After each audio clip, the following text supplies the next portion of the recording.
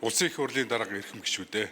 Монгол Улсын их хурлын тухай хуулийн 8 дугаар зүйлийн 8-1-ийн 5 дахь заалт 27 дугаар зүйлийн 27-гийн 9 дахь хэсэг Монгол Улсын их хурлын чуулганы хуралдааны дэгийн тухай хуулийн 22 дугаар зүйлийн 22-ийн 3 дахь хэсэг заасныг тус үндэслэн дэд хорооны бүрэлдэхүүнд өөрчлөлт оруулах тухай асуудлыг аюулгүй байдал гадаад бодлогын мянган евро 2026 оны 5 дугаар сарын 5-ны өдрийн хуралдаанаараа хэлэлцлээ. 2026 оны 4 дугаар сарын 17-ны өдрийн чуулганы нэгдсэн хуралдаанаар зарим мянган хорооны бүрэлдэхүүнд өөрчлөлт оруулах тухай Монгол Улсын их хурлын 2026 оны 09 дугаар тогтоолоор батлагдсан бөгөөд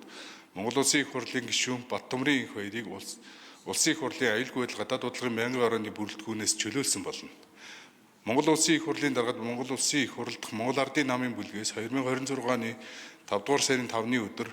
өдрийн 128 дугаар албан бичгээр Улсын их хурлын гишүүн Сүрэн Жавын Лүндийг тусгай хяналтын дэд хорооны бүрэлдэхүүнд оруулах санал ирүүлсэнийг тус мянган хорооны хуралдаанаар хэлэлцэхэд хуралдаанд оролцсон гишүүдийн олонх буюу 72.2% саналаар дэмжсэн болно. Улсын их хурлын эрхэм гишүүдээ дэд хорооны бүрэлдэхүүнд өөрчлөлт оруулах тухай асуудлыг хэлэлцсэн талаарх аюулгүй байдал гадаад бодлогын мянган хорооны санал дүгнэлтийг хэлэлцэн шийдвэрлэж